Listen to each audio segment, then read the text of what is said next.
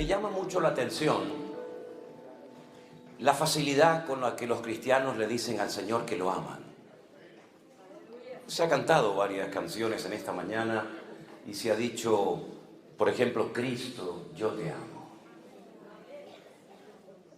¿De verdad le amamos a Él? ¿Sí? Aleluya. ¿De verdad le amamos a Él? ¿Y cómo se demuestra el amor a Cristo? Yo les voy a enseñar cómo se demuestra el amor a Cristo. Porque a veces observo en las congregaciones, observo en los lugares donde voy, que a veces cantamos y decimos cosas que luego no practicamos. Entonces estamos mintiendo. De madrugada te buscaré, decía aquella antigua alabanza, que es un salmo realmente, ¿no? De madrugada te buscaré. ¿Quién se levanta de madrugada a buscar a Dios? Se levantan de madrugada para ir a trabajar. Se levantan de madrugada para recorrer horas en sus vehículos para ir a su puesto de trabajo. ¿No será que tendríamos que revisar un poquito el cancionero? ¿No será que tendríamos que hacer lo que dice la Biblia, cantar con inteligencia? Porque yo me levanto de madrugada, yo te amo, yo te honro, yo te sirvo. Eso no cuesta nada al decirlo, ¿saben? Eso lo puede decir cualquier persona. Pero tenemos que ser coherentes. Yo creo que a estas alturas de nuestra vida, si no somos coherentes, en algo estamos fallando. Porque yo, como dije hace unos días aquí, cuanto más tiempo llevemos en los caminos del Señor, más se nos tiene que exigir. Evidentemente, no se le puede pedir la misma responsabilidad y seriedad y compromiso a un niño de 4, 5, 6 años que a un hombre ya con 20, 25, 30 años o más. Entonces, nuestra vida cristiana tiene que ser un reflejo de una madurez que ya supuestamente tenemos en nuestras vidas. Hay cristianos que llevan toda la vida congregándose y nunca han leído la Biblia entera. Nunca la han leído completa. De hecho, hay hermanos que me han dicho, después de los días del confinamiento, de la pandemia en el año 2020, en marzo del 2020, que recién en aquellos cultos, en aquellos días, es cuando se plantearon por fin, en serio, comenzar a leer la Biblia, cosa que prácticamente ni hacían. Y algunos llevaban 10, 12, 15, hasta 20 años congregándose en una iglesia y no habían leído la palabra del Dios que dice que aman, honran y sirven. Es una incoherencia increíble. Es una incoherencia tremenda. Decir yo te amo, decir yo te adoro, decir yo te sirvo, está muy lindo, está muy hermoso. A nosotros los cristianos nos gusta cantar, ¿verdad? Nos gusta adorar al Señor. Pero tenemos que preguntarnos, Señor, lo que te estoy cantando, ¿realmente estoy dispuesto a llevarlo al terreno de la realidad, al terreno de la práctica? Porque hubo un hombre, un discípulo de Jesús, que ustedes saben de quién voy a hablar, de Pedro, que le dijo en una ocasión al maestro, Señor, aunque todos estos te abandonen, yo nunca te abandonaré. Yo si tengo que ir hasta la muerte, estoy dispuesto a ir a la muerte. Tal vez fue sincero en su palabra, tal vez fue muy honesto a la hora de decir eso, pero número uno, estás menospreciando a los demás. ¿Cómo que si todos estos te abandonan, yo nunca te abandonaré? ¿Y tú qué sabes lo que van a hacer los demás? ¿Por qué miras por encima del hombro a tus compañeros, a tus hermanos? ¿Por qué los miras así, tan despectivamente, como diciendo, de estos no te puedes fiar ni de uno, pero de mí no te preocupes, que yo voy a seguirte si hace falta hasta la muerte? Un error terrible, menospreciar a los demás, creernos superiores a los demás, pensar que los demás no son como nosotros en cuanto a nivel de madurez o en cuanto a nivel de compromiso o de santidad. Primer error grave que cometió Pedro. Segundo gravísimo error, proponerle o prometerle al Señor algo que no va a cumplir. La Biblia dice es mejor no prometer que prometer y no cumplir. Eso dice la palabra de Dios. Pero él le prometió al Señor que le acompañaría hasta la muerte y no cumplió con su palabra. Mintió. Luego el cristianismo no solamente se vive con el corazón, con los impulsos del corazón, con las emociones, sino con la cabeza. El apóstol Pablo dijo que Él es nuestro culto racional. No es una locura, no es que yo me emociono. Señor, te seguiré a donde quiera que tú vayas. Pero primero déjame que me despida de mi padre. Primero déjame que... Y el Señor dice, quédate en tu casa, no me sirves. ¿Verdad? Creo que falta mucha cabeza en la iglesia. Hay mucha emoción, hay mucho impulso, hay muchos deseos hermosos. Pero tiene que haber una sana combinación, un equilibrio entre la cabeza y el corazón. Porque de lo contrario, podemos convertirnos en personas emocionales. Y las personas emocionales, dice la Biblia en la carta de Pablo a los Efesios, que son tremendamente fluctuantes. Hoy están, mañana no están. Hoy a por todas, mañana no sé dónde me he metido, etcétera, etcétera, ¿verdad? Así que es cabeza y corazón. Siguiente error que cometió fue cuando el Señor Jesús fue al jardín de Getsemaní, al huerto de Getsemaní, a orar. Y le dijo a sus discípulos, incluido a Pedro, orad por mí, porque hoy, esta noche, mi alma está triste hasta la muerte. Esto es para los que dicen que un cristiano no puede estar triste. Si mi Señor estuvo triste y pidió oración, ¿cómo no voy a estar yo en algún momento de mi vida decaído, triste o desanimado? ¿Verdad? ¿Y qué hizo el Señor? ¿Ocultó su tristeza? ¿Aparentó, fingió que estaba pasándolo mal? No, Él pidió oración. Como tenemos que hacer todos y cada uno de nosotros. Hermanos, oren por mí. Yo oro por ustedes, ustedes oren por mí. Mutuamente nos apoyamos juntos en el nombre del Señor. El Señor va al huerto de Getsemaní a orar. Y Él, curiosamente, nos dice, de los 4 evangelios, hay uno que nos dice que Él llevaba escondida en su ropa una espada. No sé para qué tiene que llevar un discípulo de Cristo una espada, o un cristiano una pistola, o una metralleta. ¿Será que esa promesa de que el ángel del Señor acampa alrededor de nosotros y nos defiende no es suficiente? Entonces dice la Escritura que cuando vinieron a prender al maestro, Pedro sacó la espada y dice que le cortó la oreja al siervo del centurión. Cómo tenía que sangrar y gritar aquel muchacho en plena oscuridad, ¿verdad? Cortarte una oreja tiene que ser algo terrible. Pero yo tengo una opinión personal, no es Biblia, pero tengo mi opinión personal. Yo creo que realmente lo que Pedro quiso hacer es cortarle la cabeza. Pero aquel muchacho tuvo reflejos y la movió y solamente le cortó la oreja, pero probablemente lo hubiera matado esa noche. Y el Señor Jesús no lo felicitó como en otras ocasiones, sino que le dijo, guarda tu espada porque el que a espada mata, a espada muere. Yo no necesito que usted me defienda. Así que guarda tu espada. Un grave error de Pedro, aparte de los que ya he mencionado, es defender al Señor con armas carnales. La Biblia dice, aunque andamos en la carne, no militamos según la carne. Porque las armas de nuestra milicia no son carnales, pero son poderosas en Dios para destruir fortalezas y para llevar cautivo todo pensamiento a la obediencia de Cristo Jesús. No es con espada, no es con ejércitos, es con mi Santo Espíritu, dice el Señor.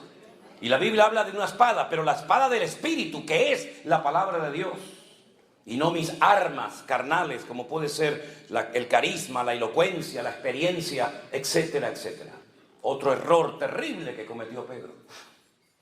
Pero siguió descendiendo, porque se había olvidado de una palabra que el Señor le había dado esa noche. Antes de que el gallo cante, tú me negarás 3 veces. Cuando hay una palabra del Señor, y en este caso una palabra específica para la vida de Pedro, tú tienes que valorar y tener en cuenta que hay una palabra detrás de tus acciones, detrás de tus actos, y tú no la tienes en cuenta. Tú sigues empeñado en demostrar que tú eres mejor que nadie. Tú sigues empeñado en convencer al Señor de que esa palabra no puede ser así, sino que yo te voy a ser fiel hasta la muerte. Y no fue así, todos lo sabemos. Siguió al Señor cuando es prendido por los romanos, pero lo sigue, dice la Biblia, de lejos. ¿A qué distancia estás viviendo de Cristo? Las ovejas, cuando se separan del rebaño a más de 15 o 20 metros, se pierden porque tienen una muy mala visión. Y por eso se pierden y necesitan de un pastor, porque tienen una vista terrible, un olfato pésimo, un oído pésimo y no tienen sentido de la orientación. Y Pedro seguía al Señor, pero, dice la Escritura, de lejos. Y no se puede seguir al Señor, y menos en estos tiempos, de lejos. No se puede seguir al Señor de lejos. Pero hay un paso más. La Biblia dice que mientras estaban interrogando al Señor en la mazmorra, en la cárcel que tenía uno de los sumos sacerdotes llamado Caifás, él estaba calentándose al fuego junto con los romanos. Dime con quién andas y te diré quién eres, dice el refrán. El que al buen árbol se arrima, buena sombra le cobija. Y Proverbios dice, él anda con sabios y sabio serás. Te estás calentando en un fuego ajeno. Ya tu corazón no arde con el fuego del Señor, sino con un fuego ajeno. ¿Qué conversaciones? ¿Qué bromas? ¿Qué cosas estaban hablando ahí? No es tu lugar, tú no tienes por qué estar ahí, no vas a tener fuerza para poder soportar la presión que te va a venir encima. Dice la Biblia que las malas, escuche bien esto, las malas conversaciones corrompen las buenas costumbres. Y Pedro estaba en medio de un ambiente que no era el idóneo, no estaba alimentando su fe. No estaba cerca del Señor, estaba con los romanos calentándose en fuego ajeno. Y entonces, después de estas debilidades, detrás de estos pasos terribles que fue dando progresivamente, apareció en la escena una muchacha que se le queda mirando y le dice a los romanos, oigan, este también es uno de ellos. Y Pedro dice, te equivocas, yo no soy ninguno de ellos. Sí, tú eres uno de ellos. Yo te vi caminando con Jesús y con el resto de sus discípulos. Y negó, y al momento, dice la Biblia, que el gallo cantó. Y entonces es cuando en ese momento sale el Señor de la cárcel, se le queda mirando fijamente. Se cruzan las miradas de Pedro y del Maestro. Y sin palabras, dice la Biblia, que fue quebrantado. Y salió de allí llorando amargamente. Acababa de cometer el peor pecado que puede cometer un creyente, que es renegar de su fe en Cristo. No tener el valor para confesarlo públicamente. Es decir, esto se llama apostatar. Apostatar de la fe. Negar a un Señor, negar una fe, negar un modelo, un estilo de vida, porque no quieres que te reconozcan como uno de sus discípulos. Y entonces dice que se fue y lloró amargamente. No fue a la cruz con el Señor, no estuvo al pie de la cruz, como por ejemplo estuvo Juan y su madre y María Magdalena y otras mujeres, sino que se marchó a llorar. Pero las lágrimas no sirven para nada si no hay un verdadero y genuino cambio en tu corazón. Hay gente que llora porque ha destrozado su vida. Hay gente que llora porque ha perdido su matrimonio. Hay gente que llora porque ha perdido un hijo. Hay gente que llora porque saben que están haciendo algo incorrecto ante los ojos de Dios, pero no hay cambios. Y no es suficiente con llorar, no es suficiente con reconocer, hace falta un arrepentimiento genuino y hace falta una conversión genuina y un compromiso genuino con el Señor. Y Pedro lo único que hacía era llorar y llorar y llorar, pero las lágrimas solamente no cambian a nadie. La historia dice que se llevaron al Maestro y efectivamente lo crucificaron, lo colgaron en un madero.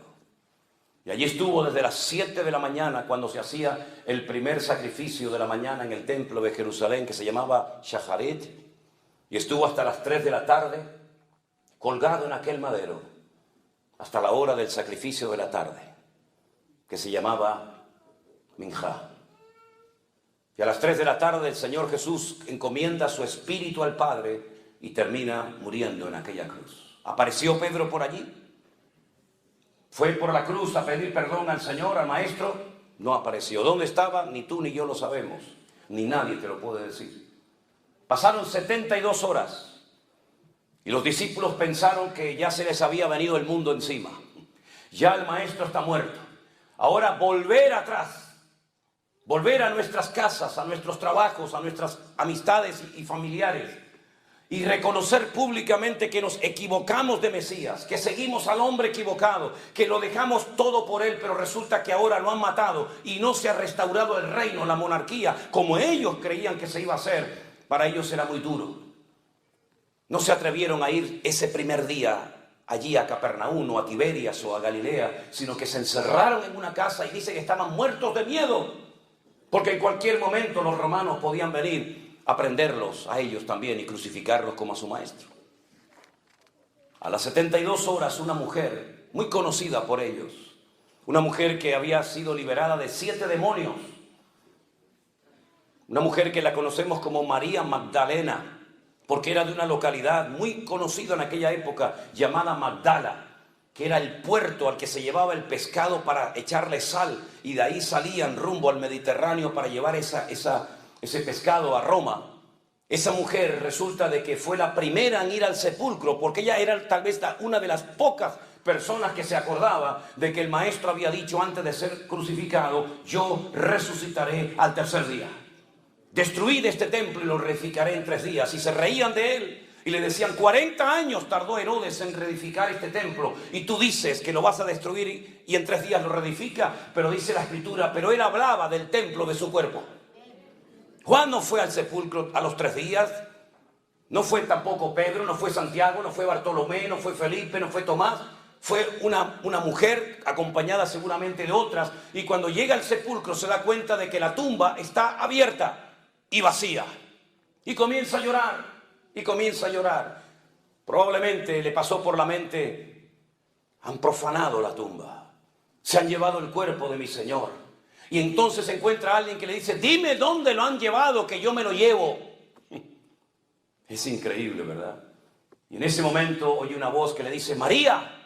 Y ella reconoce, porque las buenas ovejas reconocen la voz de su pastor. Y le dice: no sigas llorando, María, no busques entre los muertos al que vive, porque ha resucitado. Y ella va corriendo a esa habitación, a ese aposento alto, a esa casa, donde los discípulos están muertos de miedo, llorando, temblando, porque piensan que también sus vidas van a morir en cualquier momento. Y cuando llega les dice: el maestro está vivo, lo he visto, he hablado con él, está vivo. Y le dicen: ¿cómo que está vivo? Salen corriendo al sepulcro, y dice la Biblia que Juan llegó primero, pero no entró. Y después llegó Pedro y dice: entró, vio y creyó. Y vio una tumba vacía. Vio el sudario bien puesto, bien colocado en la tumba, lo cual significa, cuando un comensal, cuando una persona estaba comiendo y por ejemplo tenía que ausentarse para atender a alguien o ir al baño o lo que fuera, si iba a volver, dejaba bien doblada la servilleta. Y eso significaba para los esclavos, cuando pasaban y veían, por ejemplo, todo así bien colocadito en la mesa, significa que el Señor, la persona que está comiendo en ese lugar, va a volver otra vez. Pero si lo hacía así, lo arrugaba y lo tiraba así en la mesa, déjenlo ahí, no se preocupen, significa: ya terminé, no voy a volver más, no quiero comer más. Y cuando el Señor Jesucristo resucitó, dice que el sudario y todo lo que le habían colocado alrededor de su cabeza y de su cuerpo estaba bien doblado, bien colocado en su sitio, lo cual significa: volveré otra vez. Y por eso entró, vio y creyó, dice la Biblia. Y la tumba estaba vacía y pudieron entrar porque aquella roca enorme que rodaba y quedaba herméticamente cerrado el sepulcro estaba rodada. Pero como he dicho en muchas ocasiones, la piedra no se movió para que pudiera salir el Señor. La piedra se movió para que ustedes que no creen puedan entrar y ver que la tumba está vacía. ¡Aleluya! ¡Gloria a Dios! Y entonces, él creyó, pero aún no le ha visto. Pero es que María Magdalena no solamente había hablado con el maestro, sino que había recibido un mandato. Y le dijo, escuchen bien esto, porque esto es para mí tremendamente interesante. Le dice María Magdalena, el Señor le dice a María Magdalena: vete a mis discípulos y diles que vayan a Galilea, que allí me encontraré con ellos, y a Pedro. Dice: dile a mis discípulos, y a Pedro, que vayan a Galilea. ¿Por qué dice discípulos y aparte pone a Pedro? Porque tú dijiste públicamente, delante de muchos testigos, y en la Biblia con que hubiera 2 testigos, máximo 3 ya era suficiente. Y tú dijiste delante de muchos testigos que tú no me conocías. que tú no querías saber nada conmigo, que tú no te identificabas conmigo, por lo tanto ya no eres un discípulo. Pero díganle también a Pedro que suba. Le hubiéramos dicho nosotros al Señor, a Pedro, si hubiéramos sido el maestro, sube también tú a Galilea, o le hubiéramos dicho, mira, ¿tú para qué vas a subir? Si en el momento más necesario de mi vida no apareciste. ¿Cómo puedo confiar en un hombre que me promete una serie de cosas y luego no las cumple? Yo no me fío de ti, yo no puedo darte otra vez otra oportunidad, porque tú has fallado a todo lo que has dicho. No has acertado ni una, querido. Pero sin embargo el Señor en la Biblia nos enseña que no solamente salva y libera y sana, sino que también el Señor de la Biblia es un Dios que restaura a la gente que ha caído y tropezado. Y entonces Pedro necesitaba ser restaurado. Pero ¿cómo va a ser restaurado un hombre que acaba de negar hace 72 horas al Maestro? Vamos a verlo en la Biblia. Algunos decían, hoy no va a leer la Biblia el pastor. Sí, pasa que esto es una introducción a lo que voy a predicar ahora, para situarnos, ¿no? En el último capítulo del Evangelio de Juan, si ustedes leen el Evangelio según San Juan, es diferente totalmente al de Mateo, Marcos y Lucas. Se estudia aparte en las escuelas bíblicas, se estudia aparte porque es un evangelio completamente diferente, la estructura gramatical, el estilo, etc. Y en el último capítulo aparece algo que solamente lo cuenta Juan. Ni Mateo, ni Marcos, ni Lucas contaron lo que allí estaba a punto de suceder. Dicen en Juan capítulo 21, yo espero que ustedes no sean de esos creyentes que están de moda, que ya no vienen con la Biblia a la iglesia o al culto. Siempre digo, si usted no trajo Biblia, siéntese al lado de un hermano que seguramente la ha traído. Incluso algunos prefieren traerla en el teléfono celular para que la gente, los vecinos, nos digan, ah, mira, es cristiano, va con la Biblia. Espero que usted no sea uno de esos, ¿verdad? Juan capítulo 21 dice... vamos a leer a partir del verso 1. Después de esto, Jesús se manifestó otra vez a sus discípulos junto al mar de Tiberias y se manifestó de esta manera. Estamos en el norte de Israel, estamos en el mar de Tiberias o Genesaret o el Kineret, y allí estaban juntos Simón Pedro, Tomás, llamado el Dídimo, la palabra Dídimo significa gemelo, era gemelo de otra persona, Natanael, el de Caná de Galilea, los hijos de Zebedeo, y los otros y dos de sus discípulos. Simón Pedro les dijo, voy a pescar. Y ellos le dijeron, vamos nosotros también contigo. Fueron y entraron en una barca y aquella noche no pescaron nada. Nada. Cuando ya iba amaneciendo, fíjense, se fue de noche a pescar y ya está amaneciendo. Es decir, ha estado toda la noche intentando pescar. Y cuando ya iba amaneciendo, se presentó el Señor Jesús en la playa, mas los discípulos no sabían que era Jesús. Y les dijo, hijitos, ¿tenéis algo de comer? Y le respondieron, no. Él les dijo, echad la red a mano derecha de la barca y hallaréis. Entonces la echaron y ya no podían sacar por la gran cantidad de peces. Entonces aquel discípulo a quien Jesús amaba le dijo a Pedro, es el Señor. Simón Pedro, cuando oyó que era el Señor, se ciñó la ropa porque se había despojado de ella, se echó al mar. Y los otros discípulos vinieron con la barca arrastrando la red de peces, pues no distaban de tierra como 200 codos. Al descender de la barca a tierra, vieron puestas unas brasas y un pez encima de ellas y pan. Jesús les dijo, traed de los peces que acabáis de pescar. Subió Simón Pedro y sacó la red a tierra llena de grandes peces, 153.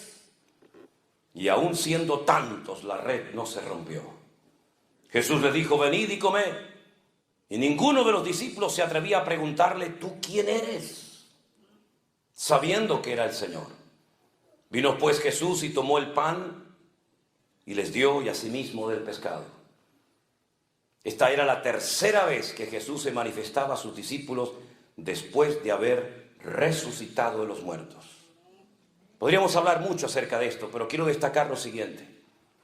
Días atrás el Señor le había pedido a Pedro, a Jacobo y a Juan que fueran con él al huerto de Getsemaní a orar junto con él, ¿se acuerdan? ¿Y qué pasó? Se quedaron dormidos. Los despertaba y se volvían a quedar dormidos. Los despertaba y se volvían a quedar dormidos. Y ya la tercera vez le dijo el Señor, seguid durmiendo. ¿No habéis podido velar conmigo una hora? ¿No os he pedido toda una noche de vigilia? ¿Os he pedido una hora de oración juntamente conmigo y no habéis sido capaces? Y ahora resulta que se nos encuentra en el mar de Galilea y dice la Biblia que han estado toda la noche hasta el amanecer intentando pescar y no han pescado nada. Oye, qué curioso, ¿no? 3 días atrás te quedabas dormido cuando te pedí que oraras por mí una hora. Y ahora para tu trabajo has estado toda la noche sin obtener ningún tipo de resultado y no te ha entrado sueño. Qué cosa más rara, ¿no? Bueno, eso pasa hoy en día también a algunos cristianos. Hermano, no tengo tiempo para leer la Biblia, no tengo tiempo para ir a la iglesia, no tengo tiempo para las cosas del Señor, pero luego para tu trabajo siempre te las arreglas para tener tiempo. Eso pasa en Europa, en Estados Unidos diferente, porque ustedes están en un nivel espiritual superior al nuestro. Nosotros de la vieja Europa estamos todavía en pañales, ustedes ya han superado esto, ¿verdad? Bueno, está bien. Cuando hubieron comido, ya están satisfechos, ya han comido, ¿no? Ya están contentos. Ok, ahora viene. Fíjense cómo el Señor restauró a Pedro. Jesús le dijo a Simón Pedro: Simón, hijo de Jonás. No el Jonás del Antiguo Testamento, evidentemente, otro Jonás, ¿no? ¿Por qué le menciona al Padre? ¿Qué tiene que ver el nombre del Padre con lo que el Señor está a punto de hacer en Pedro? Simón, hijo de Jonás, ¿me amas? ¿Me amas más que estos? Y él le respondió: sí, Señor, tú sabes que te amo. Y él le dijo: apacienta mis corderos. Jonás fue un profeta que sabía la voluntad de Dios, pero fue un profeta rebelde. No quiso poner en práctica el llamado de Dios para su vida. Y por eso te estoy mencionando el nombre de tu padre. Porque has actuado hace unos días atrás exactamente igual, bajo la misma rebeldía y desobediencia de aquel profeta del Antiguo Testamento llamado Jonás, que estaba en Israel. El Señor lo manda a Nínive y él coge un barco en Jaffa o en Jope y se va en dirección opuesta rumbo a España, donde está Tarsis, en el sur de España. Y tú has sido exactamente igual. Tú prometiste un montón de cosas. Tú dijiste que ibas a estar allí. Tú dijiste que aunque todos me abandonaran, contigo se podía contar. Tú has sido otro Jonás, que sabías lo que tenías que hacer, pero no lo cumpliste. Por eso le recuerda el Señor el nombre de su papá, de Jonás, el profeta rebelde. Y le pregunta al Señor: ¿tú me amas? Y Pedro, como siempre, con esto, con el corazón, no con la cabeza. Sí. Cristo, yo te amo. Bueno, pues si me amas, demuéstralo. Apacienta mis ovejas, involúcrate en mi reino, involúcrate en mi obra, atiende a la gente, haz algo, mijo. No estés ahí, bendíceme, ayúdame, prospérame. Tal vez por eso el Señor nos llamará ovejas, porque todo lo que pedimos termina en me. Bendíceme, cúrame, sáname, guíame, muéstrame, ¿verdad? Apacienta mis ovejas, involúcrate, haz algo, métete en el barro y mánchate también junto con los demás. Como parece ser que la respuesta fue muy precipitada y nada pensante, el Señor volvió la segunda vez a preguntarle: Simón, hijo de Jonás, ¿me amas? Pedro le respondió: sí, Señor, tú sabes que te amo. Entonces le dice: pastorea mis ovejas. Lo vuelve otra vez a poner en primera línea. Estoy dándote una segunda oportunidad.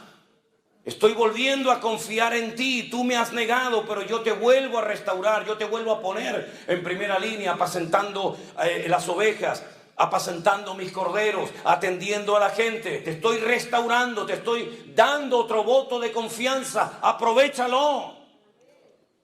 Y la tercera vez le dice el Señor: Simón, hijo de Jonás, ¿me amas?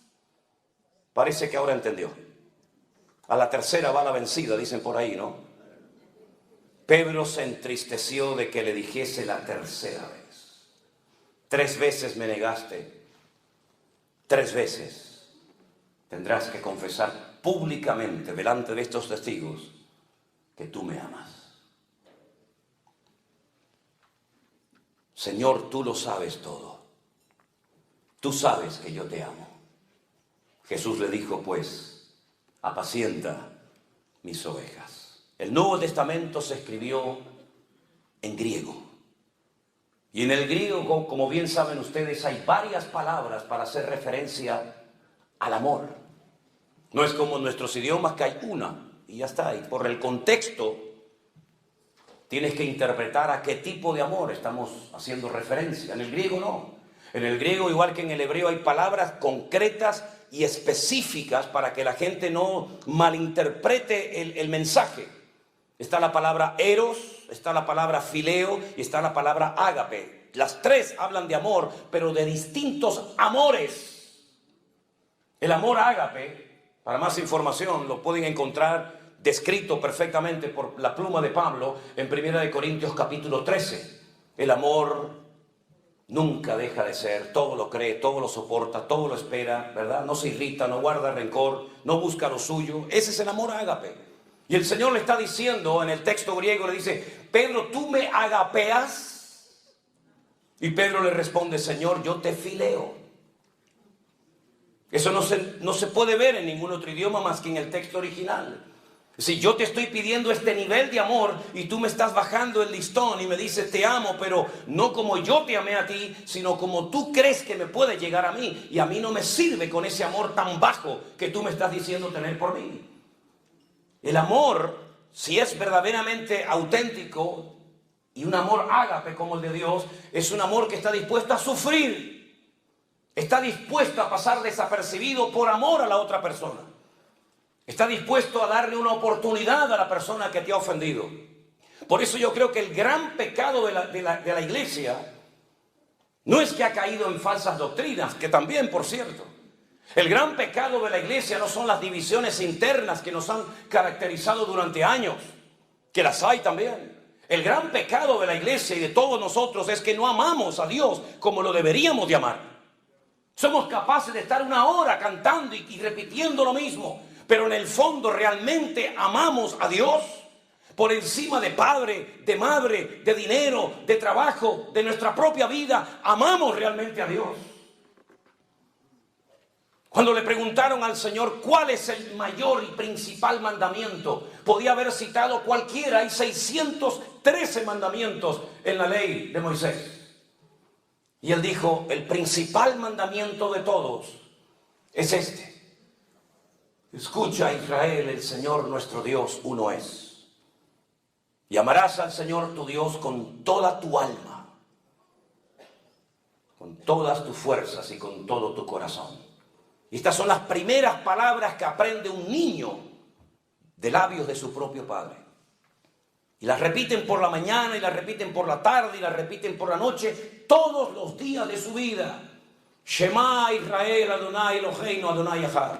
Ve'ahavta Adonai Elohecha, bechol levavecha, uchol nafecha, uchol meodecha. Todos los días repiten esto. Amar a Dios, amar a Dios, amar a Dios, amar a Dios. Amar a Dios con todas las fuerzas. ¿Qué significa? Que tengo que apretar así todos mis músculos para decir te amo, te amo. No, es con todos mis recursos. Eso significa con todas mis fuerzas. Amar a Dios con todas las fuerzas significa que Él es lo primero en mi vida. Primero que mi padre, que mi madre, que mi hijo. Ahora pueden entender cuando aquel le dijo: bueno, yo te seguiré, pero deja que primero entierra a mi padre. Los hijos no podían salir de la casa paterna hasta que el viejo muriera, porque si no quedaban automáticamente desheredados. Era una falta de respeto que un hijo saliera de la cobertura del padre hasta que el padre no le diera permiso, hasta que el padre muriera. ¿Cuánto podía durar el hombre? 10 años, 20 años, 40, no sé cuánto. Pero el Señor le dijo: no me sirves, porque si pones primero a tu padre, o a tu madre, o a tu trabajo, o a lo que sea, no eres digno de ser mi discípulo. Porque es: amarás al Señor por encima de todo y de todos. Ahora entendemos la repercusión de la vida, el impacto en el mundo espiritual que tuvo Abraham cuando el Señor le dijo: sal de tu tierra y sal de tu parentela. Hizo todo lo contrario a aquel que dijo: deja que primero entierre a mi padre. Deja que primero me despida de mi familia. Deja que quede bien con ellos y le explique a lo que me voy a dedicar y tratar de llevarme bien con ellos. Y cuando yo tenga el problema social o familiar resuelto, entonces te sigo. No hay condiciones. cuando Dios nos llama. Es sí o sí, todo o nada. O entras o sales, no hay medias tintas. O siembras o esparramas. No hay condiciones a la hora de obedecer al Señor. Por eso hoy vuelvo a repetir, amamos realmente al Señor. Yo creo que en lo más profundo de nuestro corazón no somos conscientes de lo que significa yo amo a Dios.